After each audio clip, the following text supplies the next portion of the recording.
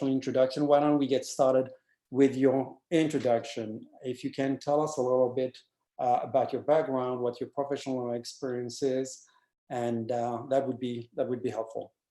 Sure. So I started my career in Qualcomm as a software engineer, but mostly in test engineering. And then while moving to US, I did my MBA. My MBA was in marketing. So right after that, I joined Microsoft in the marketing area, where I kind of got a taste of a little bit of data that exists in Microsoft, which got me interested in, wow, there's a lot of data work that can be done here.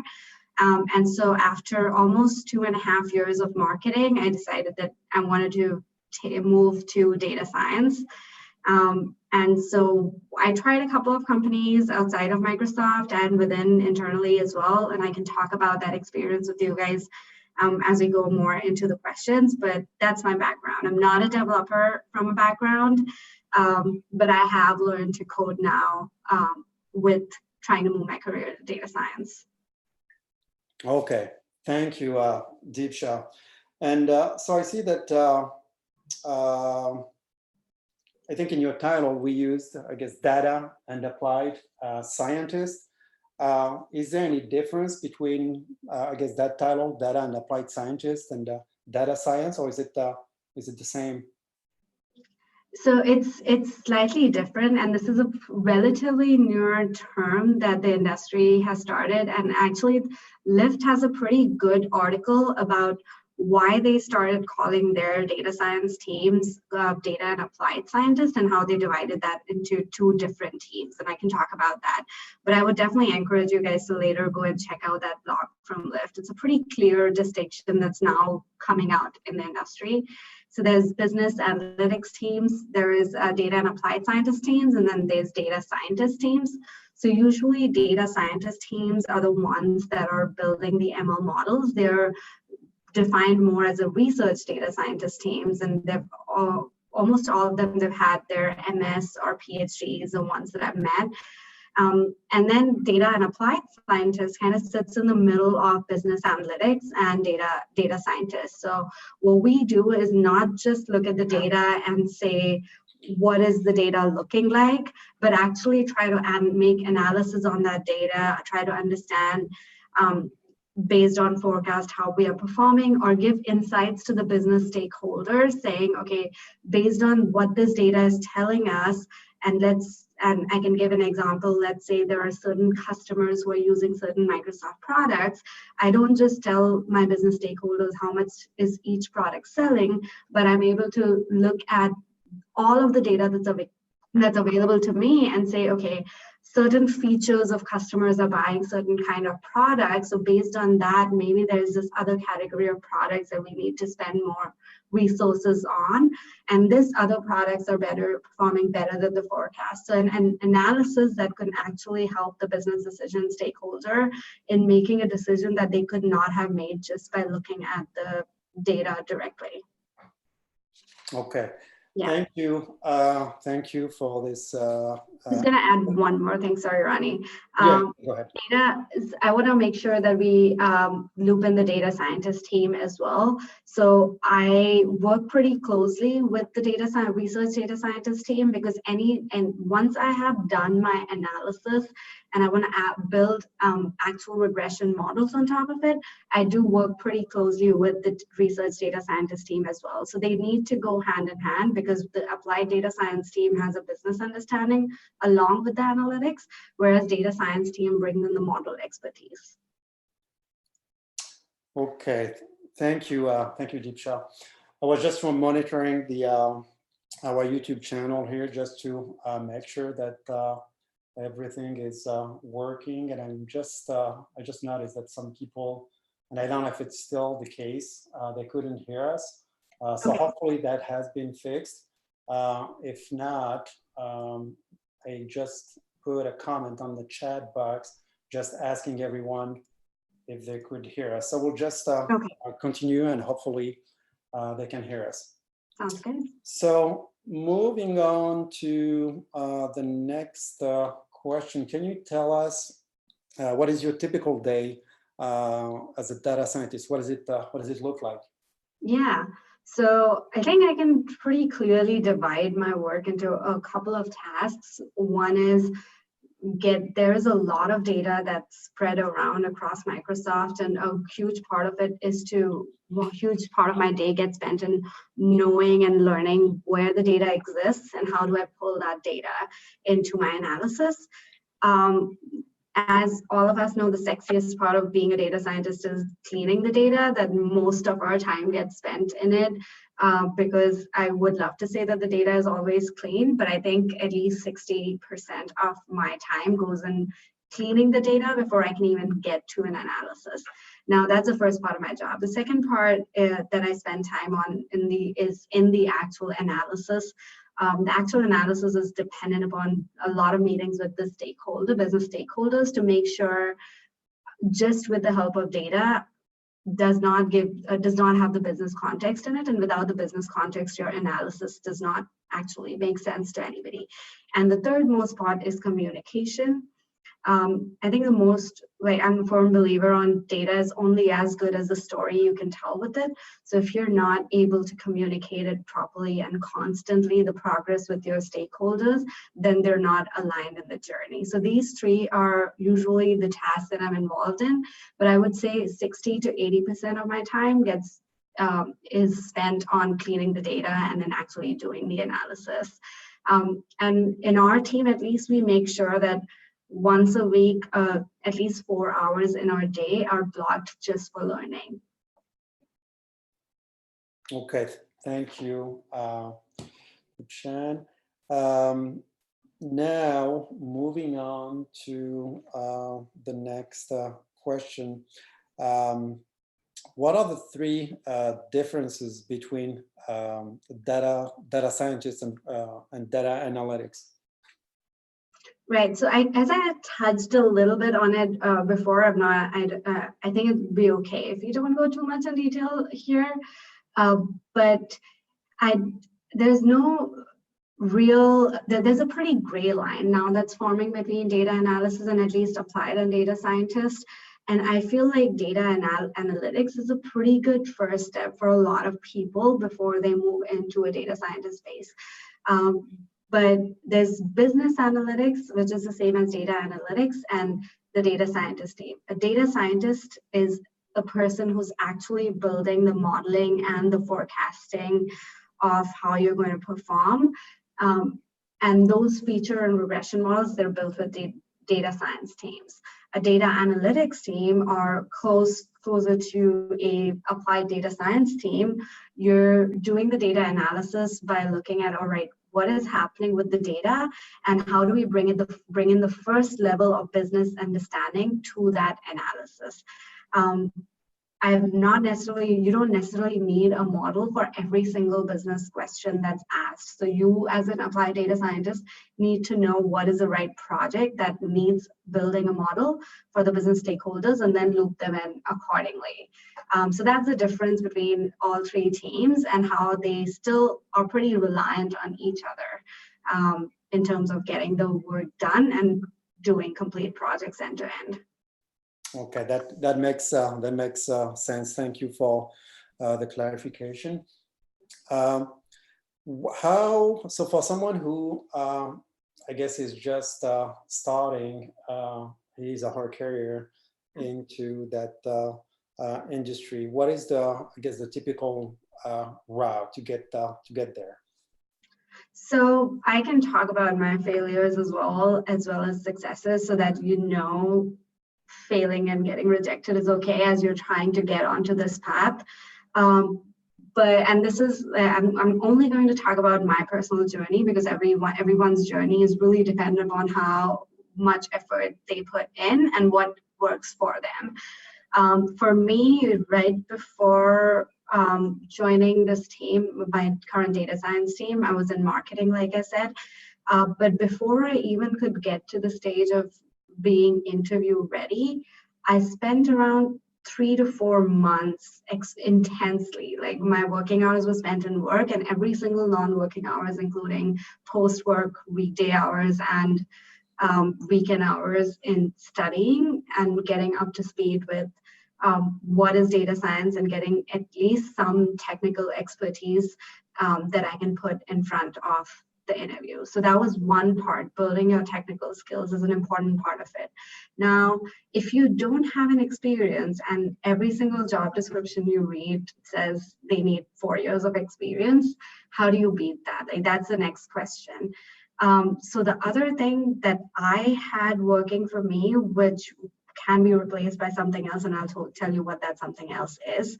But what worked for me is I had a few projects in my background where I had done data analysis that I could actually, they weren't public projects, but at least I could share that internally saying, look, I've worked with data and I have done this analysis that you can see as a part of my skill. So I'm not starting from zero, even though I've been in marketing. And so if you're looking for a career change, I would encourage you as well to look for many data related projects within whatever team you're in, because every team has some sort of a data. Every team is trying to make some decisions or has some stakeholders. So I would really encourage, try to find wherever data exists and see if you can work with that data to have an outcome that at least you can share internally. Now, what about external hunting? So building a profile, especially if you're doing a career change, is extremely important online. And this is something where I was telling you where I failed, is exactly this part where and I'm still building it, and I would encourage everyone to start building it, which is your public profile in terms of your Git projects, create a Git repository, place public projects that you do there. If you're genuinely interested in data science and you're learning data science skills from anywhere and you're doing projects, put them in your Git repository as a public link. So which is something that you can, when you're sending an interview request to some company or some person, individual person, make sure you share those projects that you've done in the past, or share your Git repository link, share your LinkedIn, if you have public papers on LinkedIn that you worked with data on, share that with them so that they know that even though they're looking for experience and you may not have that, you have built an experience by yourself. And no, it doesn't exactly replace a master's or a PhD degree, but it's not necessary. Like it's the experience ultimately that they count is what you've actually worked on. And the only way to showcase what you worked on is to actually do the work and put it in a public place. That is the journey, like I think works pretty well for trying to transition into a data science career. I was able to share my work from the past that really helped. And the other things that I was able to share was, like I said, a part of my day-to-day work is understanding business context behind the data and communicating. So you also need to showcase those skills from your current career. And the great thing is you may not be working on data today, but I'm pretty sure you're communicating with someone. So as long as you can showcase those extra skills as well that you need to be a successful data scientist, I think you should be in a good position. Okay, I think one quick question from the audience. Yeah. I think since you mentioned that your background was in marketing, Yeah. So someone was just wondering if actually Microsoft did teach you most of the data analytics, or is this something that you learned on your own on the job, like you said? I learned it on my own. Right now, I'm in a team where I have a lot of people around me to learn from, but I had to learn a lot of the analytics on my own because I wanted to work with the data, and those data skills weren't exactly in marketing. Not a lot of people know that data skills. And there's no formal training in marketing that you're given for a data scientist. If you're in a data science team, you can receive a lot of good formal training, but not in the marketing team. I went through a lot of online resources to get myself up to speed with R and SQL. Now, not all the resources were good. So I think I can either share now, or I don't know if there's going to be a question, Ronnie, later. But the two resources that really, really helped me One for SQL was, I think, Sadie Lawrence's course on Coursera. She was, it was one of the better SQL courses that I'd taken. And the other one for R, it was Matt Dancho's Business Science University. I luckily came across that course because I'm signed up to a bunch of RStudio email threads when I started learning R. And so I came across that course, and I think those two courses were pretty much a game changer for me. So I did spend a lot of time on that courses, and then I came across these courses to get myself properly up to speed with the technology. Okay. Yeah, that was actually one of the question from the audience was the tools and resources. So you touched on, I guess, the tools and resources that you used in the past, basically to get started.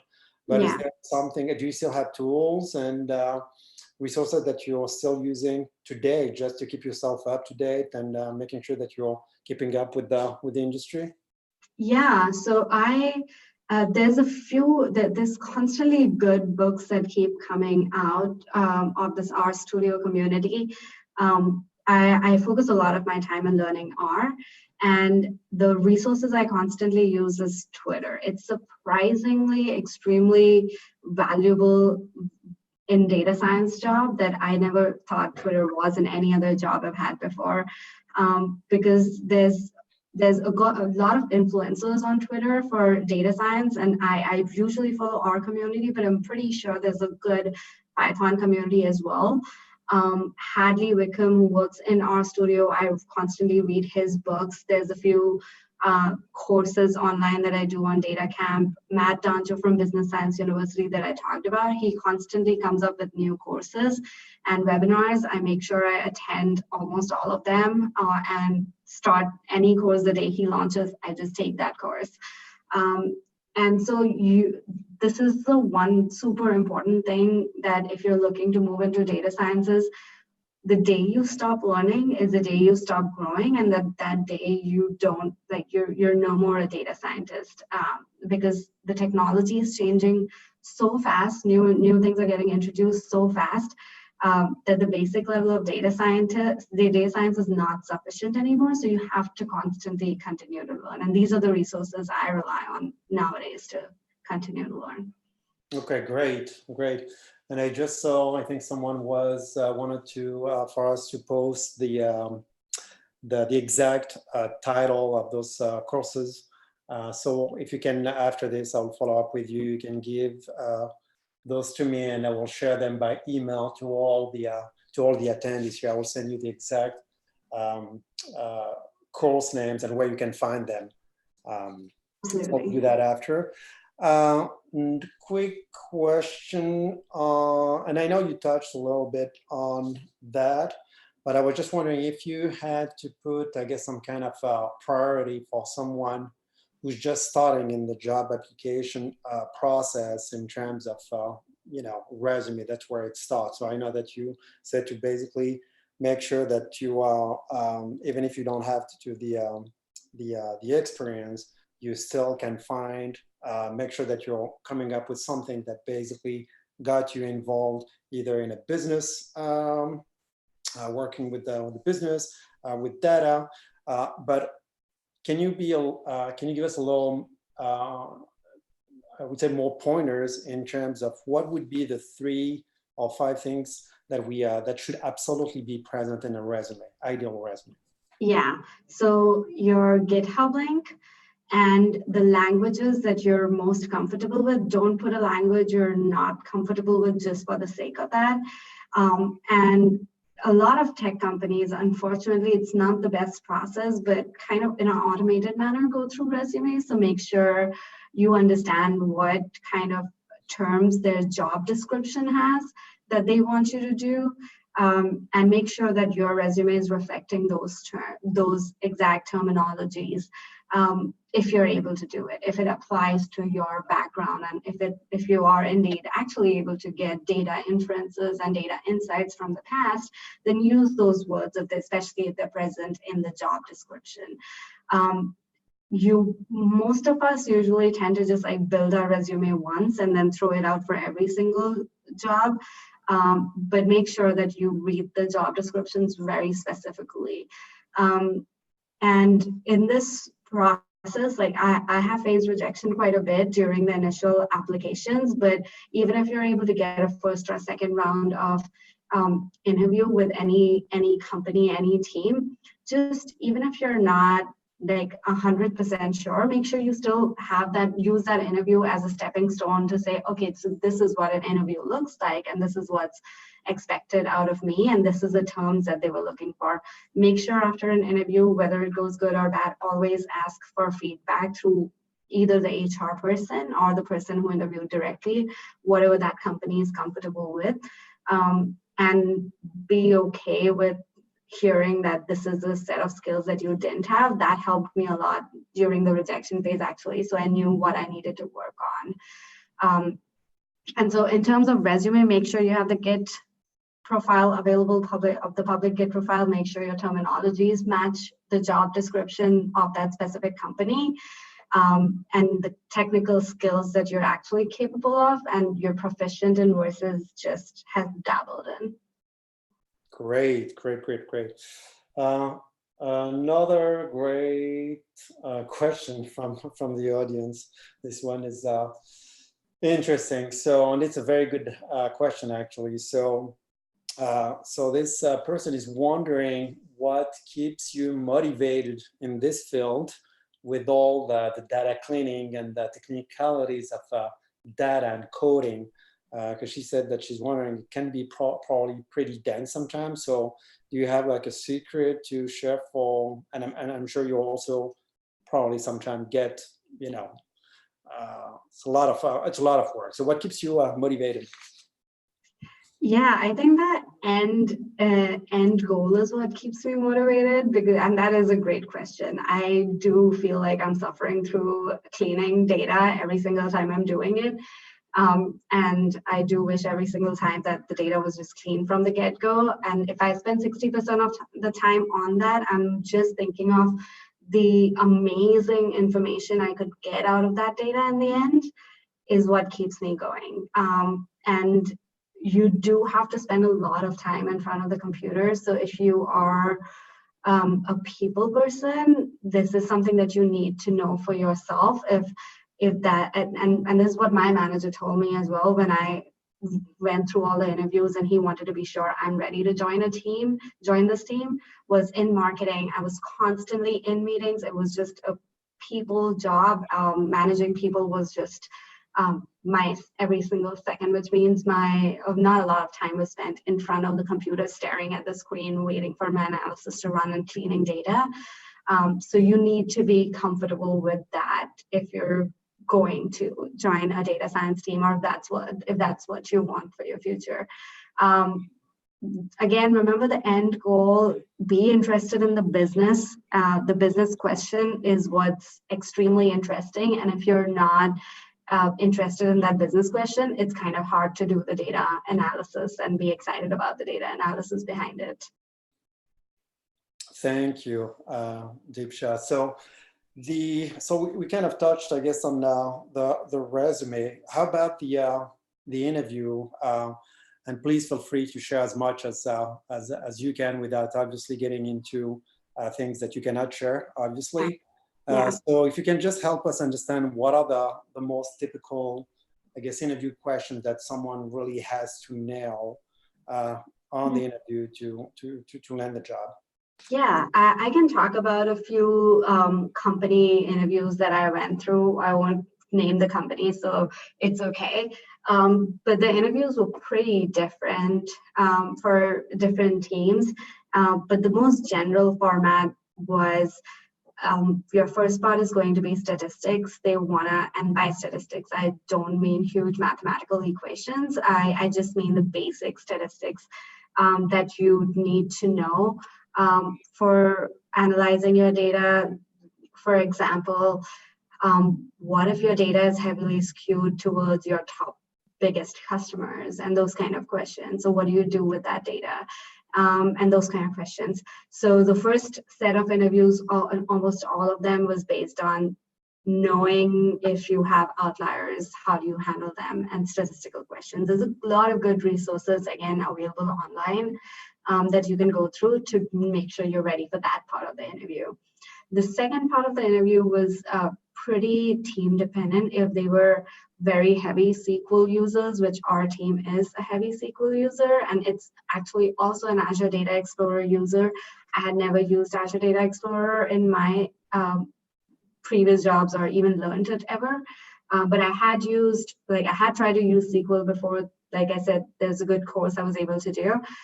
So some of the companies also had this round of SQL interviews if they were a good heavy user of SQL. And then the third interview was usually in terms of a case study. They would want to give you a business case study. They'd give you a bunch of data, and they'd want you to make sense of that data, and then also be able to make a business decision or a business advice to your stakeholder based on what you saw and analyzed in that data. Except the SQL interviews, most of the other interviews were technology agnostic, so you didn't have to use any specific language. You could just analyze the data even in Excel if you wanted. So really the idea was for them to understand if you are good at business insights, if you're good at just not looking at data and telling what it is, but actually being able to make an insight from that data. If you have a technical expertise and you're able to use that to do a faster insight, obviously that's a plus. I used R most of the places. In fact, I'm more comfortable in R than I'm in SQL at a lot of data manipulation techniques. So for most of my time, I used R more than anything else, but that's really up to you. And up to what the team requires as a general skill that they're looking for. So technical skills, communication skills, and business skills. Those three skills are what most companies will test in an interview. The good news is it's pretty hard to find individuals who are good at all these three things, which means that if you're able to get up to speed in technical, and that's the best part, you can get up to speed in the technical aspects because it's a self-learning process. And the other two things, if you've used the other two things like business context or communication in your previous job, you can really highlight that as your strength. You can say, okay, the technical skills, I may not be there yet. I can build that up as I go because anybody can learn technical stuff. But these other things that I've used in my previous job make me a good candidate for it. So make sure in an interview you're able to talk about your strengths and not just look at what you're missing out on. Great. Quick question from the audience. So this person is wondering what is more important? Is it to have a particular set of skills or many years of experience? What if an employer has between those two to pick? Which one would he pick first? I know this is an answer that probably everybody hates, but it depends. I got rejected by a few companies based on my experience. Like it was just, all right, you don't have experience, period. But for some people, it was the skills that mattered. So it would go a little bit farther than just my experience. At the end of the day, my skills were just not good enough. You want to be able to join a team that values your skills and also values the time that they give to developing those skills, because I think that's super important. In my interview process, my manager was super clear on the fact that he told me that technically, because of a lack of experience, he understands that I'm probably not where he needs me to be, but he also believes in learning. He believes in the learning on the go. So make sure that if a company just values experience, then it's probably not the best to join, and it's going to be difficult to anyway try to go through those interview rounds. Make sure you try to understand how the company talks about their data science practice and how much they value learning. Okay, great. Thank you. Another question from the audience. So about the interview. So just wondering, how you prepared, essentially, if you had a specific technique, specific strategy. Did you get someone coaching you to prepare for the interview? I think that's one question. And the follow-up question after that is once, I guess prior to even getting to the interview, what was your strategy for applying to jobs? Yeah, so my strategy for applying to jobs was one, try to apply to jobs that are newly put out, so that they're like relatively new in dates, so that you're one of the first few candidates in the pool. That's a kind of a tactic, not exactly a technical thing. The other tactic, and Ronnie, I want to come back to your first part of the question, was the interview. How did you prepare for the interview? How did I prepare for the interviews? You know what? You actually, in the question itself, you gave a great idea. Practice with somebody. I didn't. It wasn't the best process. Like I said, there's definitely better ways to go about building those skills than I used. But I used my interviews as a practice interview. Some of them. So that's how I treated my rejections. It's like, if I didn't get it, I was like, all right, that was good practice. So that's how I practiced. Regarding applications to job, every single person I contacted, I made sure that there is a link available to the work that I've done as a data scientist, or the data work that I've done in the past, not as a data scientist, that I could talk about and tell them, like, this is the reason I think I'd be a good fit for you. So most of the companies have cover letter requirements as well. Make sure you submit a cover letter for that company, for that team, and tell them why that specific company, why that specific kind of data is it that interests you, and then make sure you have the online link. So that was pretty much my tactic. Reach out to, it's a numbers game, unfortunately. The more number of people you reach out to, the fewer out of that percentage would respond back.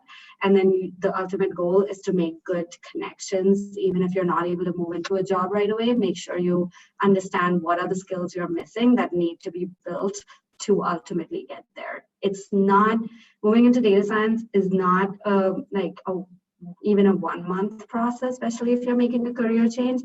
You need to treat, if that is an ultimate goal, you do need to treat it as a long-term thing. And when I started on this journey, I was like, all right, it's not, I don't want to move into data science this month, but I want to start building the skills that would eventually help me move into data science. So make sure you're treating it as a long-term game, if that's where you want to end up. Great. Thank you. Touching on, and I guess once you've landed the job, I think for those out there that want to learn more about, I guess what it's like to be a data scientist. I think you kind of touched on that when we talked about the work that's required, and sometimes can be a lot of work, to clean up the data. Just wondering, what are the, I guess, the most typical challenges that you run on a daily basis as a data scientist? How many? Okay. Let's start at, I think the biggest challenge, like I said, is clean data. The second biggest challenge is alignment of stakeholders. As a data scientist, as a data and applied scientist, you're not, almost always, I guess, in our team, you're not going to be the person who is also doing the data analysis and who's also then responsible for executing the insights to make sure that the business grows based on the data analysis you do. That's a different team. And so if you're not able to align the other business stakeholders to the kind of analysis that you're doing, and if they don't understand the extremely complex words you're using of data science that you did, it's probably going to be hard for them to believe what you're doing. So I think one of the challenges is to kind of, I don't want to call it dumb it down, but really be able to tell a story that aligns with your business stakeholder, that they understand, while still underneath the hoods, being able to do the complex analytics that's needed. And so that's the one challenge. And the second, like I talked about, data cleaning. Okay, great. That makes perfect sense. So those are the challenges. And um, can you tell us a little bit more about, I guess, what you like the most about your job today? What really, gets you excited, to go to the office when you go to the office? Yeah. So at at least in my current job, I'm constantly, it's slightly unhealthy, but I'm constantly, like, even after work, if there's a data problem I'm trying to solve, I'm constantly still thinking about, like, how to solve it. In my mind, it's going on in the background, which kind of tells me that that's when I know I'm enjoying the work, versus I'm not enjoying my work every single day. And I don't think there's any single job exists that you're enjoying every single day. If you do, go get it. But in my current job, I think most of the days I feel good about coming to work when I'm completely aligned with my manager and with my stakeholders.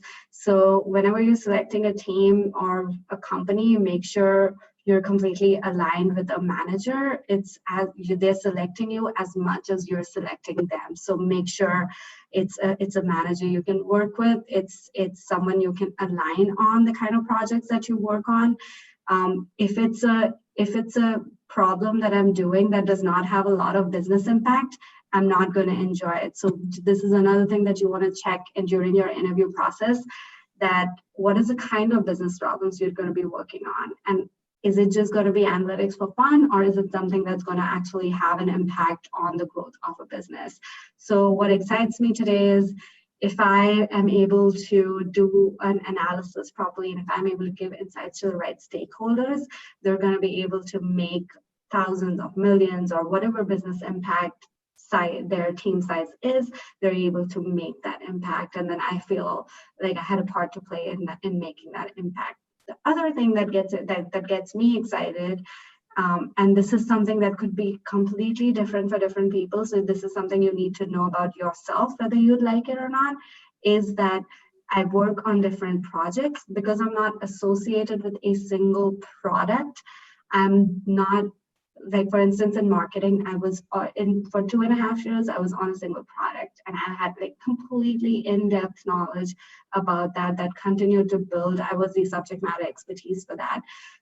But if you're in data science and you're working with multiple different stakeholders, you're not exactly an SME on the product, but you're an SME on multiple projects and the multiple data analytics. So if you're a person who likes to be a single product person, which a lot of people are, then you're probably either looking at product marketing or product management, where you can actually do the analytics and then you can make the impact on the product yourself. So if I get bored of a product, I can I can go switch to another data science project. That's how I look at it, and that's what keeps me interested, because I'm answering different questions every day. That's great. That's actually a very good segue to my next question, which is essentially the different career path that you have as a data scientist.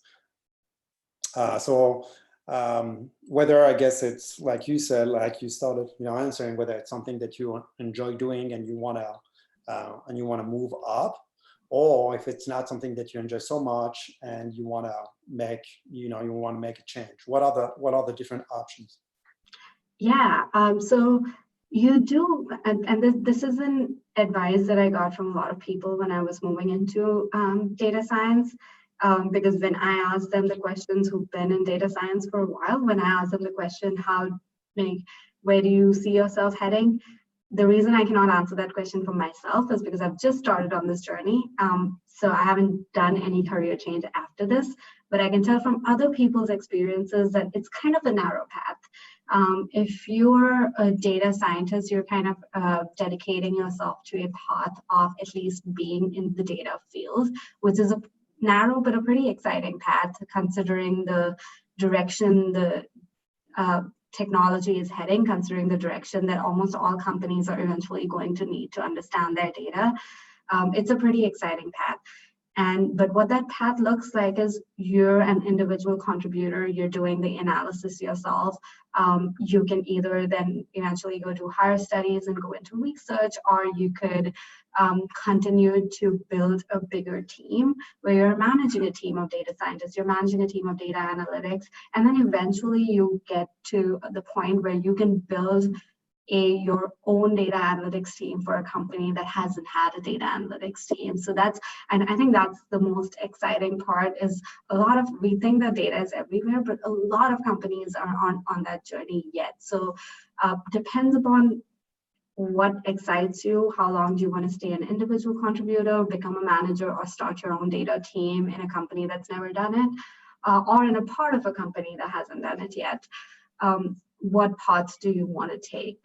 The other path I've seen a few of the data scientists around me go towards is products related to data. So they moved to product management teams where they're actually responsible for building a product that is related to data, so they understand what goes into a product that's used for data analysis. So that's another path I've seen other people do. More people are in the former path than the latter path. But I think, again, if you're able to make a career switch to data science, you're pretty easily should be able to use the same recipe to make a switch to something else if you think that eventually you need to be somewhere else. Okay, great. Thank you. Just looking at our channel here just to see if there is any more question. We're actually approaching the top of the hour. So is there any one, I guess based on what we've covered so far, is there any last advice, any tips, anything that we haven't covered that you would like to, I guess, share with our audience here? Yeah, I think there was one question we had talked about earlier in the email, which was R versus Python. A lot of data scientists, when they're starting on the journey, they are Googling or Binging constantly, what should I learn, R or Python? It's a pretty contentious debate. So without getting into the debates of what language is better, because I really think both of the languages have their own strengths, I want to kind of make you aware of what our team's mixtures look like. There are folks in our team who are pretty in-depth knowledgeable in Python. There are folks like me who are more comfortable with R and who started the journey on R. There's a lot of people who kind of do a pretty end-to-end analysis in SQL and Excel, and they're able to get a pretty good same amount of job done. So I think I can talk about why I picked R, and this is like I said, totally personal upon what is the kind of language that you're comfortable learning. I learned R because, not coming from a developer background, it actually felt easier for me to pick up in the way that the language has been built. So that was easier for me to pick up. And there was a pretty good Twitter community that is very supportive of each other, which I loved about R, and I fell in love with it. So I've just been on that path. Eventually, I feel like I would need to digress and make sure that I'm giving a sufficient amount of learning to Python as well if I want to continue to grow in a data science space. So I would say start with the language and then try the other language as well, see what you're comfortable with and see what you want to go in depth in. There's a lot of unhealthy debate that I'm not really privy to in that.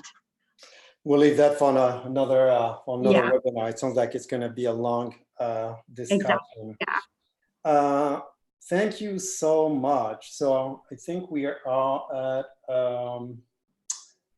the end of the time that we dedicated for this webinar. Let me just wrap things up very quick, and thank you again so much, Shan. So like I mentioned at the beginning, let me just take you here. Yeah, like I mentioned at the beginning, essentially what High Counselor can help you with is find a coach and a company insider who can increase your chances to land a job at your dream company.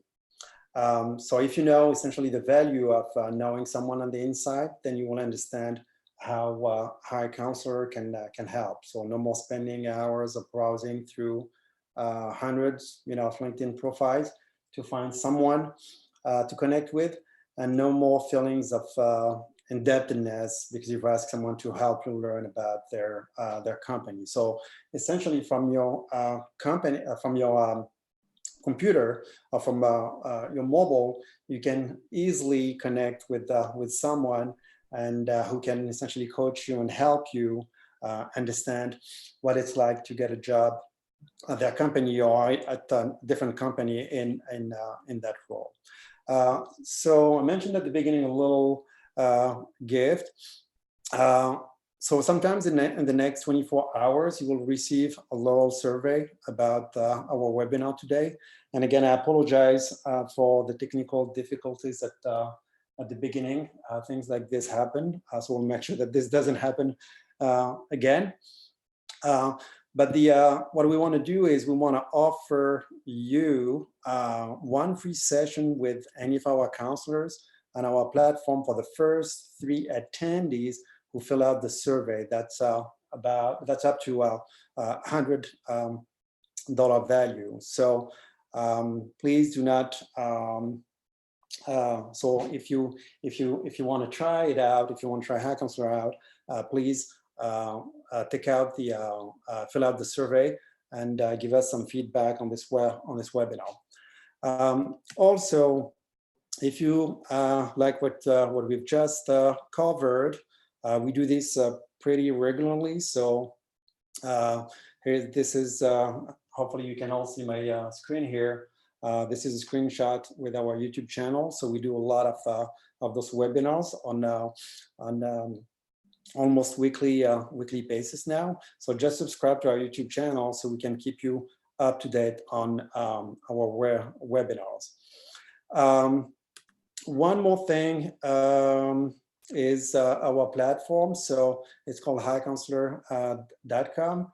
If you want to also sign up for our newsletter, because I don't think I mentioned that at the beginning because of the technical difficulties we had. Didn't really have much time to spend on introducing our platform. But one thing that we do is constantly evolving the platform so that we come up with services and things that really help the job seeker with his quest to find a job. And lastly, I think hopefully Deepsha will have you join on our platform as a counselor. So for all our audience here, if you want to connect with her, hopefully she will join us soon.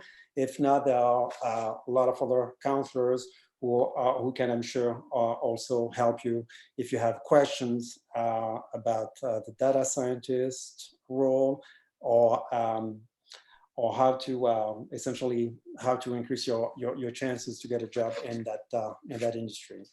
So hopefully that covers it all. Hopefully you learned something today. Like I said, if not, please fill out the survey and let us know what we can do better for next time. And thank you again so much, Deepsha, really appreciated. So thank you, everyone, and I will see you on our next webinar. Thank you. Bye-bye. Thank you.